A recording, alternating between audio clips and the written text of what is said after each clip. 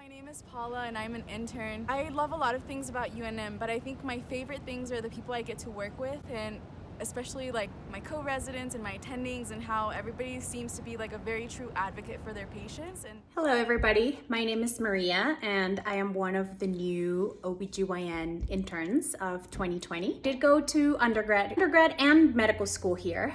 I was not raised here. I was born in Colombia and then I grew up in Denver, but I've spent 10 years in New Mexico.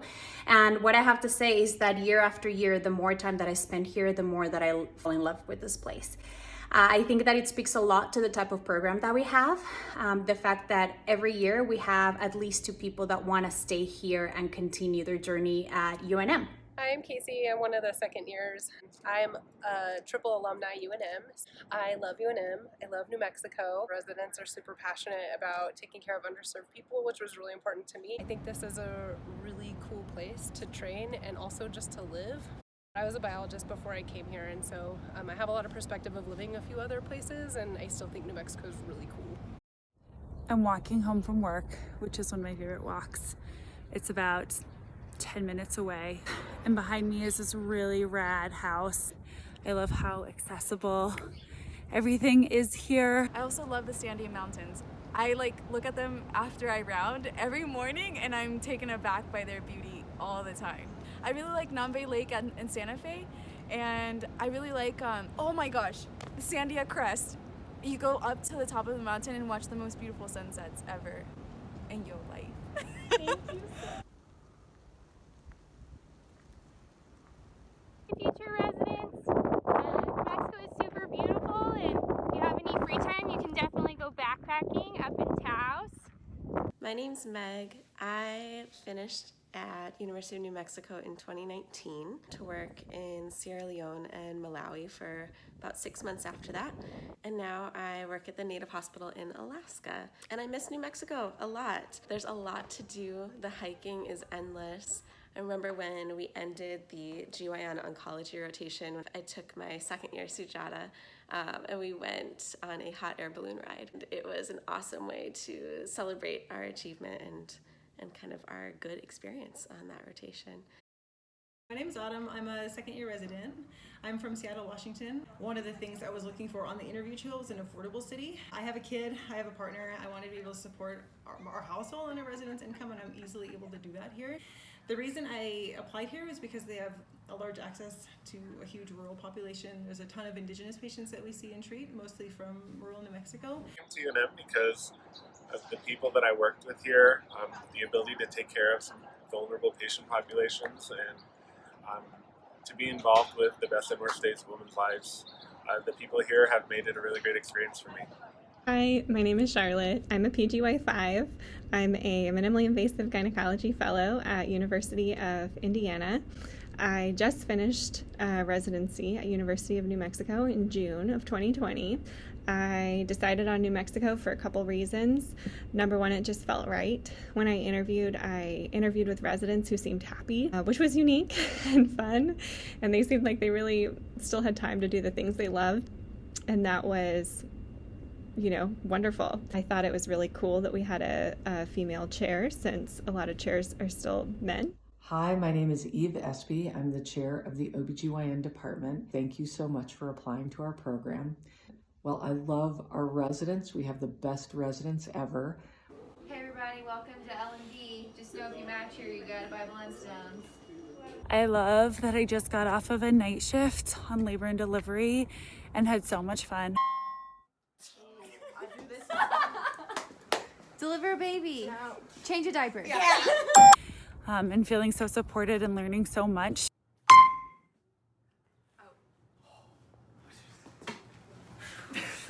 You're falling, you're thinking, you're the floor, I'm gonna skip. Hi, my name is Tentum Ho, and I'm one of the midwives. One of the ways that New Mexico has helped me grow is that it's made me slower and kinder and gentler. I came from the East Coast and I love it there, but it's fast and it's okay to take up a lot of space. And while that feels really comfortable to me, one of the things I've learned here is to not take up space to sit back and listen to other people and take your time and not rush people, and the benefits of showing them that respect. Hey there, my name's Danny Weinberg and I graduated from UNM in 2019 from the OBGYN residency. How much I loved being a resident at UNM. It was a really special place and a special time for me. I knew that I wanted to go somewhere new and interesting and a place where I would encounter a lot of people from cultures that I've never experienced before, and go to a landscape that I've never been to and really experience a whole new environment and a way of thinking. What really sealed the deal for me was meeting the people. When I got there for my interview, I was so excited to find a group of people that seemed like they genuinely cared about one another, who could laugh, who could seem to hold space for one another, and who were also just really dedicated to making the world a better place. It was really apparent from the moment I set foot at UNM for my interview, and I knew that I wanted to experience that the rest of my residency training, and that was absolutely the case. The culture we have here on labor and delivery is benefited by the general New Mexico culture, where you're really expected to give people time and get to know them, and it's just a kind of standard human decency to do that. And I love that, and I really think that benefits birth. What brought me here 23 years ago was our sense of mission to provide care to all communities in New Mexico. So I chose New Mexico as my residency program because I really liked how they talked about their patients. We have a patient population that often doesn't get really good access to healthcare. When I think about the things I learned in residency, I just owe so much to the patients that I served there. I think that it was a wonderful gift. My favorite patient is a Gravida 9, Para 2072. I met her when she had her first trimester spontaneous pregnancy loss. She is an undocumented immigrant from Guatemala and had no resources to access medical care in Albuquerque. And because of our university's commitment to providing care for all women, I have been able to partner with her over the last 7 years. Over the course of the next 3 first trimester pregnancy losses, she continued to have pregnancy losses despite our interventions, and her family encouraged her husband to leave her. And finally, we were able to achieve a pregnancy that persisted through the first trimester. It was a really complicated pregnancy. But the moment that I was able to hand her her first living child was one of the best moments of my career. And now I've been able to deliver her son and to be able to really provide reproductive justice for her as a person that matters and is dignified in our city. It's been a transformative process for me. I think one of the most important things about going into OBGYN is realizing that a large part of it is being an advocate for women. This history has led directly to the medical and scientific abuse, unethical experimentation. I would be remiss to not call out my own beloved field of obstetrics and gynecology. Dr. Sims performed surgery after surgery on unmedicated, fully conscious African slaves, and that's where our medical advances come from. Karen asked if I wanted to help her put on the vagina monologues as a different way of advocacy for women, kind of use it as a creative outlet and also an expression and celebration of both advocacy and strength in women. We got a bunch of different women both from who we worked with, but also from the community, share stories about strength and hardship as women. And it was a really powerful time. We've done it for the past 2 years and hope to continue to do it. I was a junior fellow and got to do really amazing advocacy work. I felt like that work was particularly unique. I got to sit down with a state representative, have a conversation, explain like what our goals were with ACOG, and have people actually listen to what I had to say. And not only that, ask me if I wanted to be further involved in state politics. My co-residents I will get the COVID vaccine and I'll volunteer.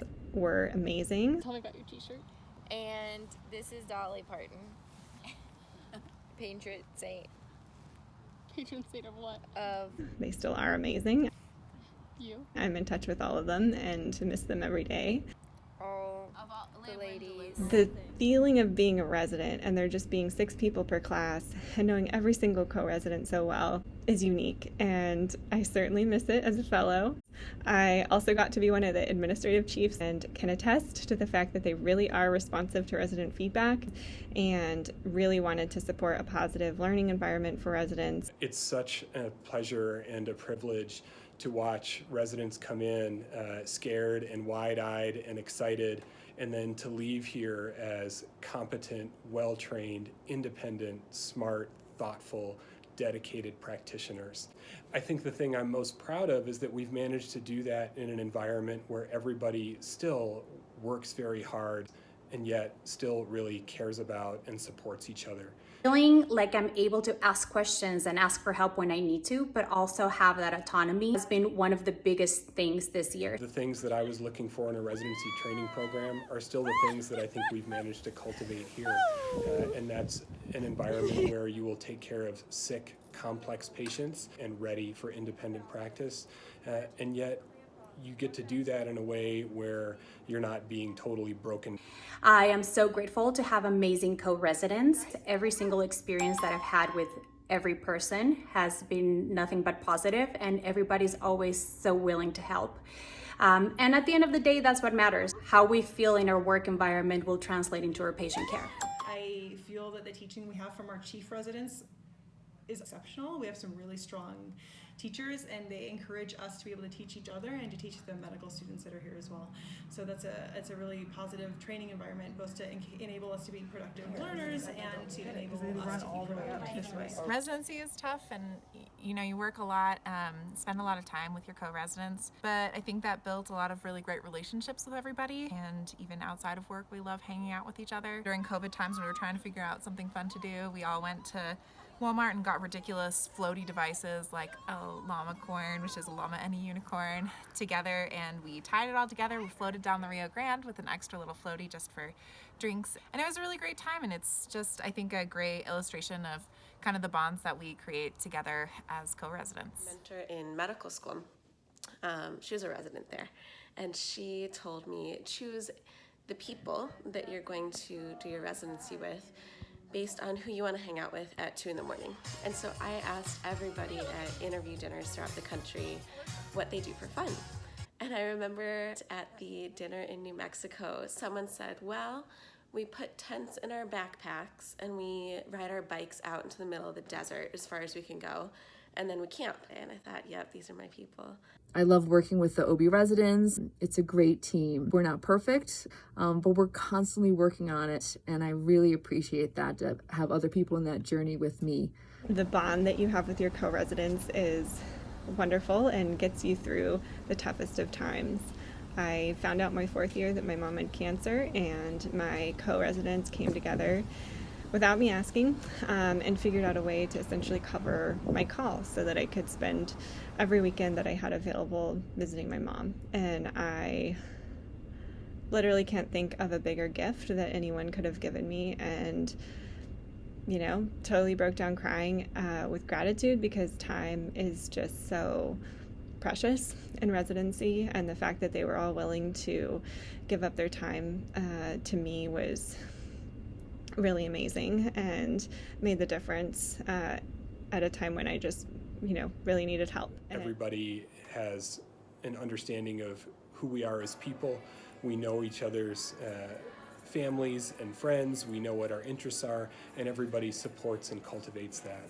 And I think there are very few programs around the country that manage to strike that balance of providing sort of rigorous academic training, but still in a supportive, really collegial environment. It's a good place to train because you will be competent. I think it's a special place to be because of the people. It's a place to go if you care about taking care of women in all aspects of their lives, if you care about being an advocate, if you care about social justice, and if you care about learning how to be a good doctor. My best memory was the 1 year that in our faculty versus resident marathon relay, which we've done annually, except for this year, for the last few years, that the faculty actually won. It was a total fluke. It probably will never happen again. We really look forward to seeing you and hoping that you are part of a winning resident team. Plus, if you come to New Mexico, you can get a really cute res dog like mine. This is Rue, named after RBG. Can't say enough about the culture of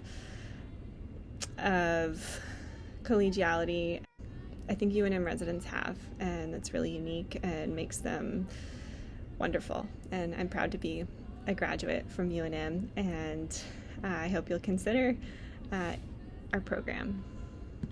I feel like this is where I was supposed to be, and yeah.